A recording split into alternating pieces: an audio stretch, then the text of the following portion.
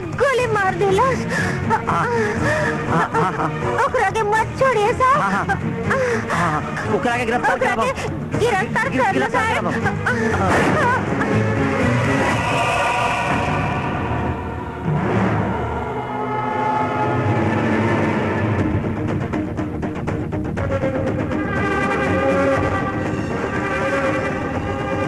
राणा सिंह कौन है? ये इलाका के बहुत दबंग आदमी हुए। दबंग वो कमीना के ही ना मालूम है कि हम दबंगन के दबंग हैं।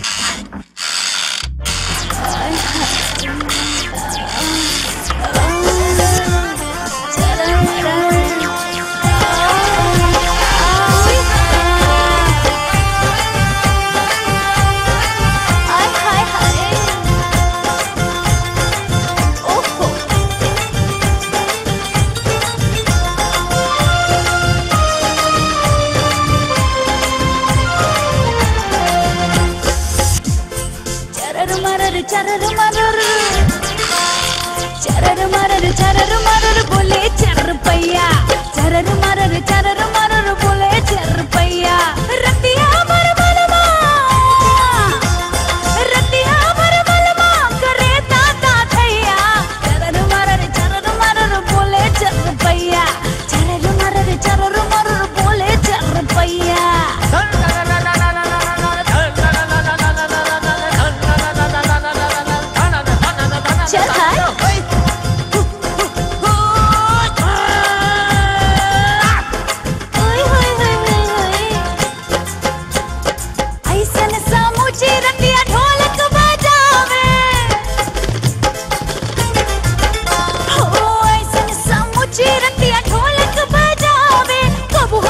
सुर में कबू पंचम में गावे, बाटे इतना ठोस हो कि रास कल गवैया।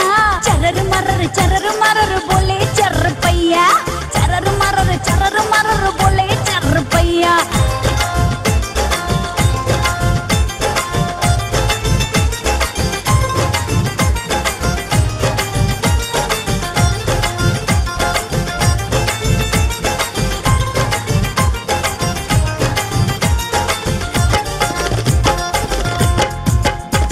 करजवा की धक धक में बाजेला सीटी, करजवा की धक धक में बाजेला सीटी। गुदगुदी सी होवेला खट्टी कुछ मीठी, हंस गइल अब का होई मैया। चरर मरर बोले चर पैया, चरर मरर बोले चर पैया।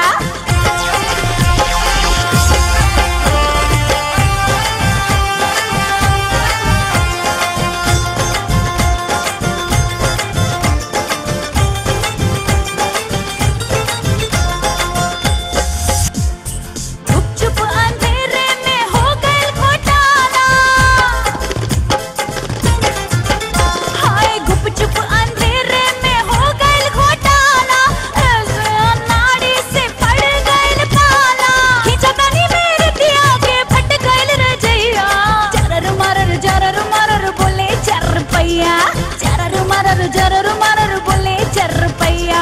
रतिया भर मलमा, रतिया भर मलमा करे ताता थैया। चरर मरर बोले चर पैया, चरर मरर चर पैया। चरर मरर बोले चर पैया, चरर मरर तेरी तो ससुर के नाती तोहरा के बहुत चर्बी चढ़ गइल बा। हम उतारब तोहरी चर्बी। इंस्पेक्टर, तोर इतनी हिम्मत कैसे भाई अपने भाई के हाथ लगावे क्यों?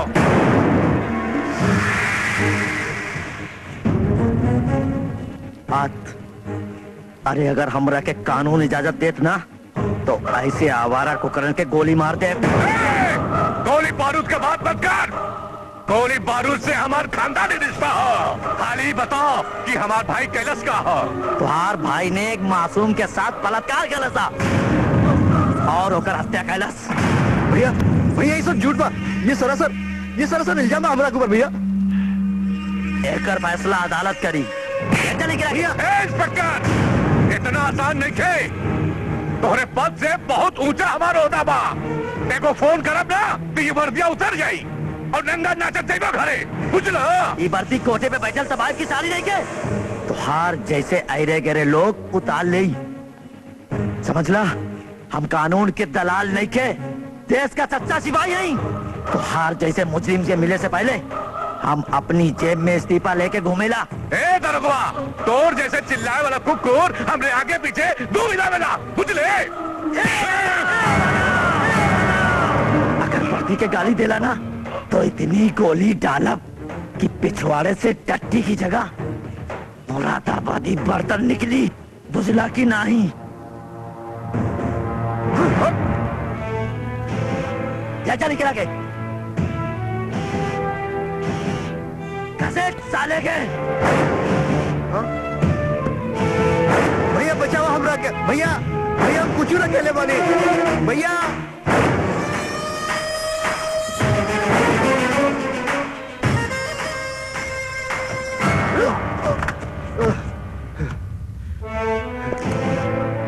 बंटी सिंह, रात भर ही हवालात में रहिया तो हार अगवाड़े की चर्बी पिछवाड़े से निकल जाई। मादर जात।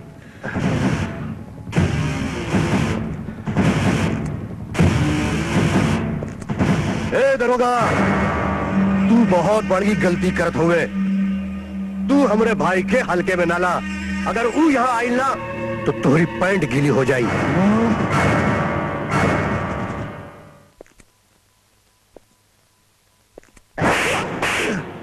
तोहरा के अदालत में सवेरे पेश करब ना, ओकरे बाद हम कोर्ट से इजाजत ले लेब तोहरे रिमांड की। ओकरा बाद तोरा काका गीला होई, तोहरा भाई के मालूम पड़ जाई कि पुलिस वाला का कर सकेला, बुझला? जितनी तोहार चर्बी अगवाड़े में है ना, सब पिछवाड़े से निकाल दे। दरोगा, इतना जल्दी कहाँ रे? अरे दिल्ली बहुत दूर है। आ गए नंबर भैया, अब देख तू।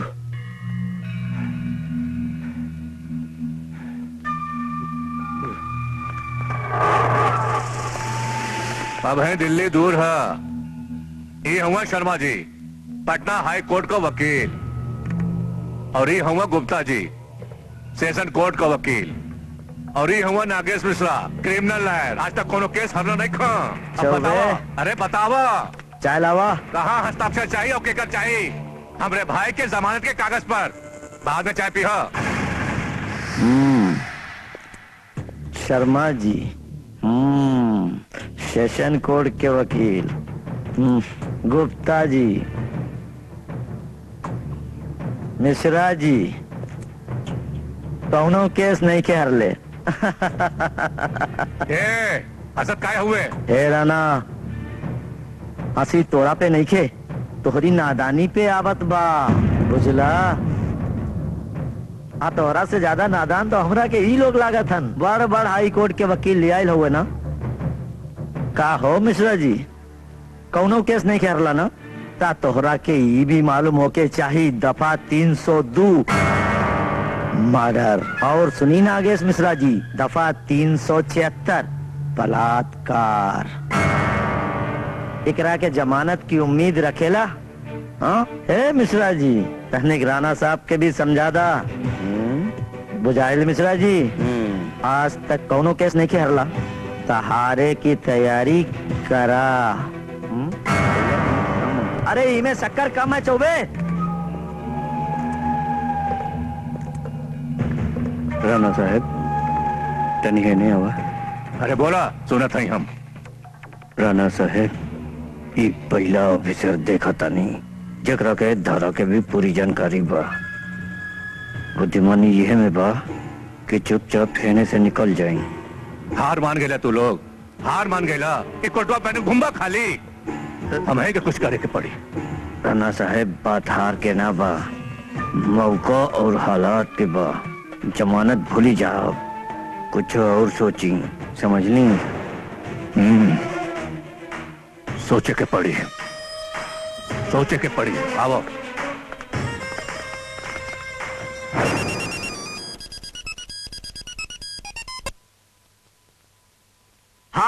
बोल रहा ना। अरे एगो बहुत जरूरी काम रहेला आपसे। कौन बड़ी बात हुई? हमार छोटका भाई है ना बंटी, जवानी के जोश में वो काट कर देला सा और ससुरा दरवा कुछ ना कर था। तनिक आप ही कुछ करी। कौन से थाने में बोल? अरे कौन से थानवा में हरे हूँ? गौरीगंज हो। अरे विधायक जी Gauriganj. Gauriganj?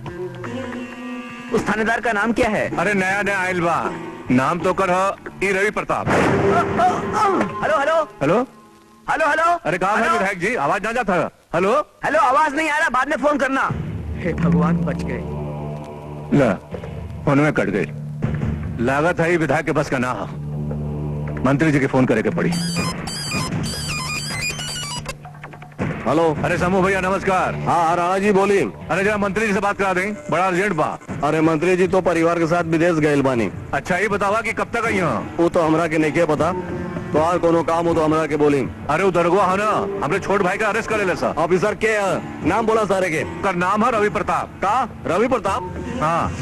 Hello hello hello आवाज नहीं के आवत? अरे शंभू भैया। हेलो हेलो चला नहीं तो मरवाई। अरे शंभू भैया, अरे सबके प्रॉब्लम ही प्रॉब्लम है। राना। अरे मंत्री जी एगो गंभीर समस्या आ गई बा, तनिक हमार मदद करी आप। अरे यार, तोरे समस्या से ज्यादा हमार समस्या गंभीर बा। एगो ससुरी बम का फट गई, अपोजिशन मीडिया सब हमरे कुर्सी के पीछे पड़ गए होन। तो हर समस्या देखी कि हम अपन कुर्सी बचाई। इस समय मीटिंग में बनी, बाद में फोन करिए। इस सब का सब मौका हो गए बाड़ा। जब नोट और वोट का जरूरत पड़ेला तो राणा सिंह याद आवेला, और जब हमार काम पड़ेला तो बगल जगत हुआ सर। छोड़ब ना, केहू के छोड़ब ना, हम देख ले सबके। हम का समझ ले हुआ? ए भैया। अरे अब क्या के फोन करी? ए भैया, छोट मुंह बड़ बात कही। अरे कर भेजा मत खा। भैया तू सीधा दरोगा से लेन देन के बात करी ना। अरे ओकर तेवर देख रहे ना तू, ओकर तेवर देख रहे ना, वो हमारी बात सुनी। अरे अपने माथा का इलाज करा भैया। अरे जब नोट के थप्पी देखी ना तो अच्छे अच्छे का चड्डी ढील हो जाला, नोट के माई पहाड़े चढ़ जाला। अरे ओकरा से बात करके देखी तो।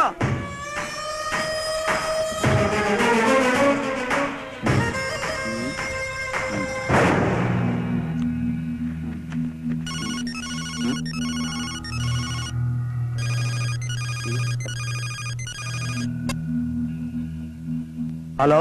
नमस्कार दारोगा बाबू। नमस्कार, क्या? हम बोलता नहीं, राणा सिंह आपका सेवक। इतना सब होके के बाद भी तोहार हिम्मत कैसे भइल हमरा के फोन करे के? फरियाद करे खातिर हिम्मत आ ही जाला दारोगा बाबू। कुछ मिनट खातिर आपके दर्शन करे चाहिला। का राणा सिंह, पिछवाड़े की फैक्ट्री हमेशा के लिए बंद करे के पड़ी का? समय नहीं खे, काम बतावा। अरे सब बता दे, पहले मिला तो सही। देखा, इनकार मत करियो, ये हमारा आपसे प्रार्थना बा। ता ठीक बा, मिले की जगह और टाइम हम बताई। ठीक बा, हम इंतजार करब। ता तू सौदाबाजी करे के आयल हुआ का? ना ना, सौदेबाजी ना दारोगा बाबू, प्रार्थना करे आयल बानी आपसे। रहुआ केहू के जिंदगी खातिर एक बार झूठ बोल दे बा तो का चल जाई। रहुआ इस सूटकेस आपके खातिर नजराना है। अगर हमार भाई सही सलामत घर पहुंच जाए तो रहुआ ऐसा सूटकेस हर हफ्ता तोरे घर पे आई। बहुत प्यार करीला अपने भाई के, बहुत प्यार करीला। हमार जिंदगी हो, छोड़ दो ओकरा के। जौन लड़की संगे तोहार भाई कुकर्म कैले से ना, वहू केहू के जिंदगी रहल। दारोगा बाबू, जंगल में छोट मोट जानवर न रही हो तो ही बड़का जानवर भूखा न मर जाई हो। अरे इंसान के अतीत की तरफ न देखे के चाहे, दुख बढ़ेला। भविष्य की तरफ देखा, उज्जवल भविष्य की तरफ, जौन हम देखा था नहीं तोहार भविष्य। आखिर अपनी बात मनवाही लेला राणा साहब।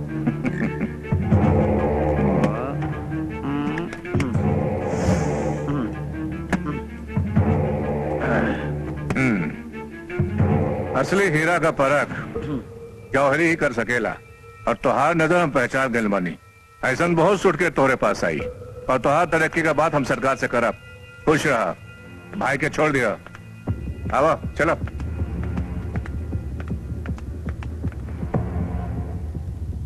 ली साहब, बहुत अच्छी रिकॉर्डिंग भइल बा। गुड।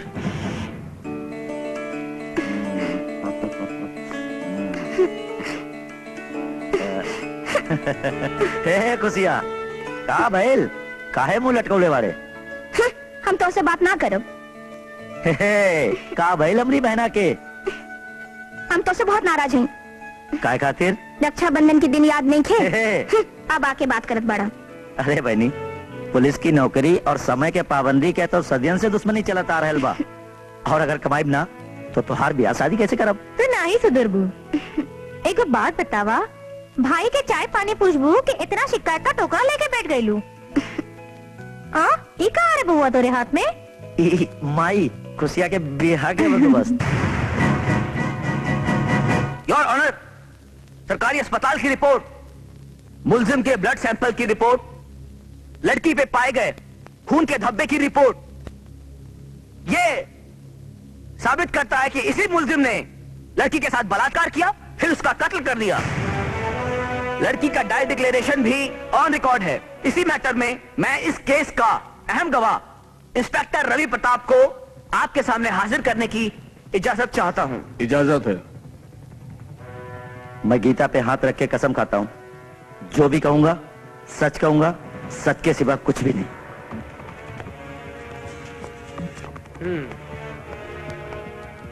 हाँ तो इंस्पेक्टर साहब, आपका कहना है कि मेरे मुवक्किल बंटी सिंह ने एक नाबालिग लड़की के साथ बलात्कार किया और उसके बाद में उसकी हत्या कर दी। क्या पुख्ता सबूत है आपके पास इस बात के? जज साहब, ये बंटी बड़ा ही अक्लमंद, होनहार, बहुत ही होशियार,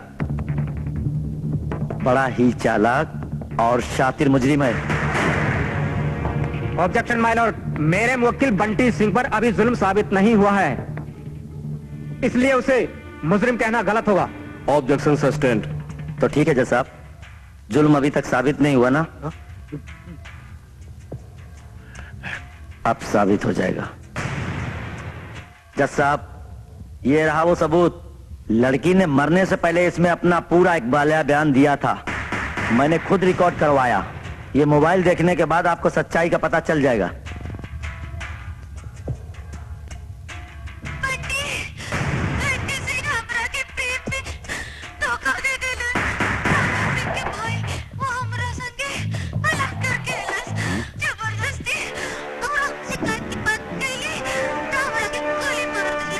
साहब, ये झूठ है, मुझे और मेरे भाई को फंसाया जा रहा है। ऑर्डर ऑर्डर, प्लीज आप बैठ जाइए।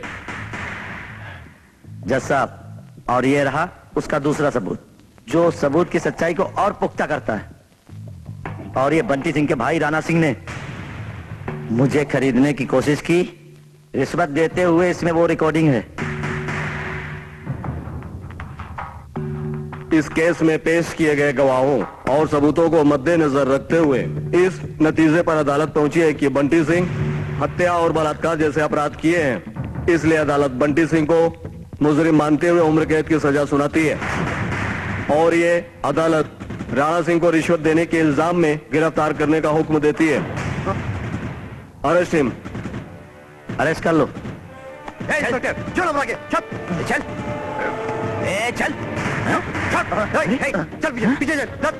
क्यों आगे ना बढ़ी, क्यों आगे ना बढ़ी? हमने भैया के हाथ मत लगे यार। जान, तोरी इतनी हिम्मत कि तू हमरा के सजा देवा? अब हम तोहरा के सजा दे, ना छोड़ तोहरा के, ना छोड़। भैया भैया,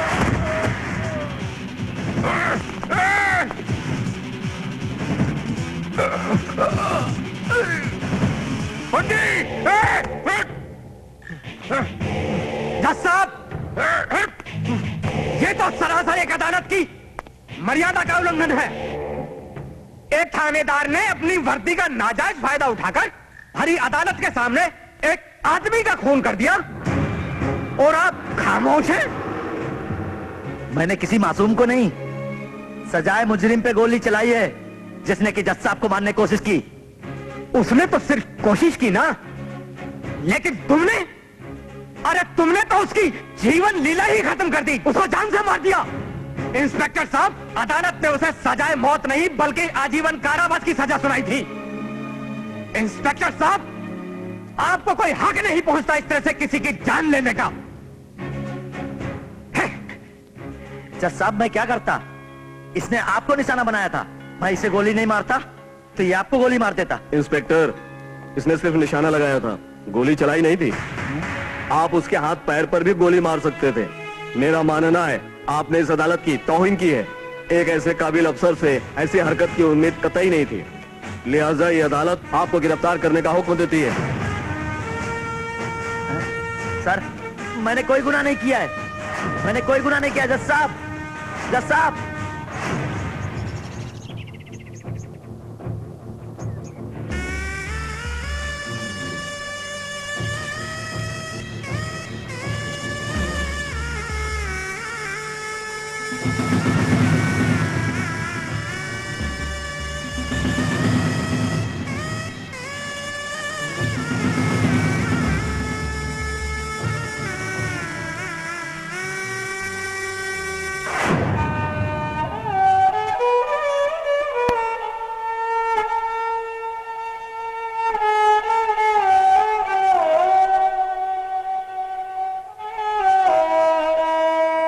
राणा साहब, जेकर जितना ज्यादा याद किया जाला ओकर बोझ उतने बढ़ले जाला। भैया 3 दिन हो गए रउआ के खाइले पीले, काहे अपने दहिया के तकलीफ देता रहा? अब कल तो रउआ के जमानत का मियाद भी पूरा हो जाई। वो दरोगवा तो हमार मियाद पूरा कर देलस, हमार बबुआ के हमरा से छीन के। अभी जिंदगी में कहाँ रह गई बा, कहाँ रह गई बा? बहुत हो गई, ये कानून का दाव पेच बहुत हो गई। अभी राणा सिंह जेल न जाइयो, जेल न जाइयो। अपने बबुआ के खून के कतरा का बदला ना ले ली तो हमार नाम राणा सिंह ना। वो हमार कलेजा का टुकड़ा रहल हो, हमरा से छीन लेना तू, ओकरा के चैन से न रह देव हम। मरे को ही ओकरा के, मरे के हो ओकरा के भी।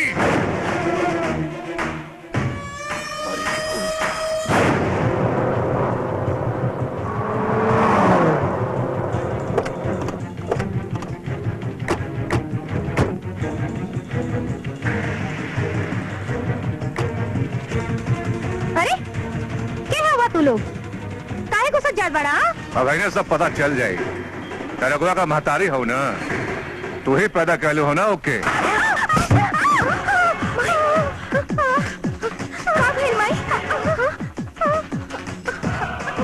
क्या हुआ तू? यमदूत, तू लोगन खातिर काल बन के आयल बानी। वो दरोगा बड़ा हीरो बनेला ना, आज के बाद अपन चेहरा देख के घबराई। ए, हमार भैया के ऐसन वैसन कुछ मत का, नहीं तो भूचाल आ जाये। बलात्कार का केस लड़े का बड़ा शौक है ओकरा के। अब ओकरा के पता चले कि बलात्कार कैसे कियल जाला। क्या बोल तू? कभी ना छोड़ बिटिया की, छोड़ बिटिया की।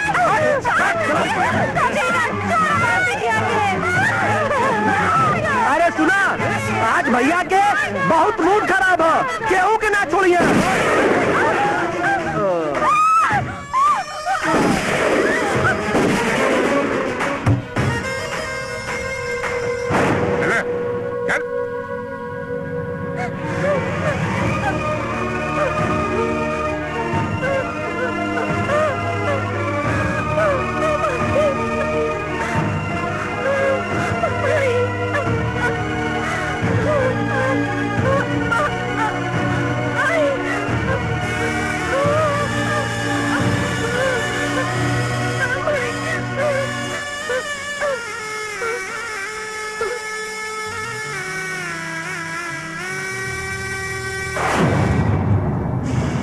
भाई बहिनी के हो गई त्योहार बहना, भाई बहिनी के हो गई त्योहार बहना।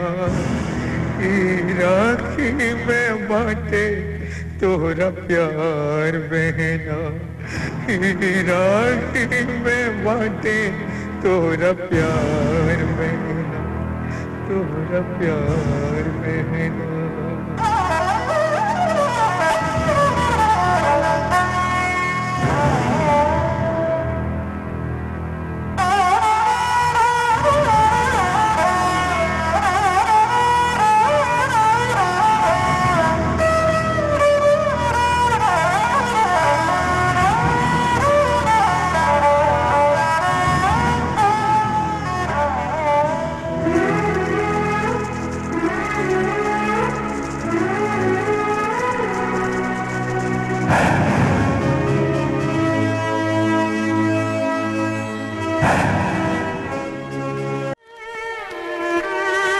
ई तरह हमार पूरा खानदान तबाह हो गई। जे कानून की रोशनी लेके हम घूमत रहली, वो कानून हमारी जिंदगी में अंधेरा लेके आइल, अंधा कानून बन के आइल। जेल से छूटे के बाद वो राना के हम गांव गांव गली गली कहा नहीं ढूंढनी उकरा, मगर उकरा कौनो नामो निशान नहीं मिलल। जौन दिन वो हराम ज्यादा हमरा के मिल गई ना,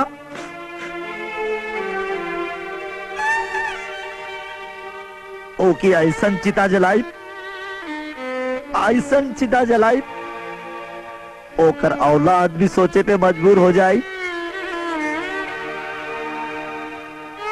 शांत भैया शांत।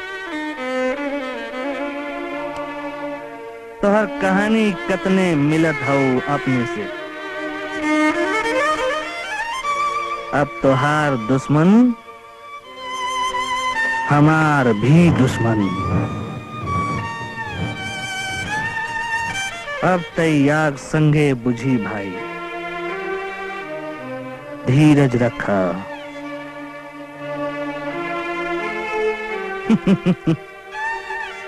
कोई के खैर ना हुई भाई। भाई हमरा के पिए दे भाई। बस भाई, बड़ी देर हो गई। भाई बस हमरा के पिए दे भाई। भाई घर चल भाई। भाई भाई पिए दे हमरा के, भाई ना जाए घरे।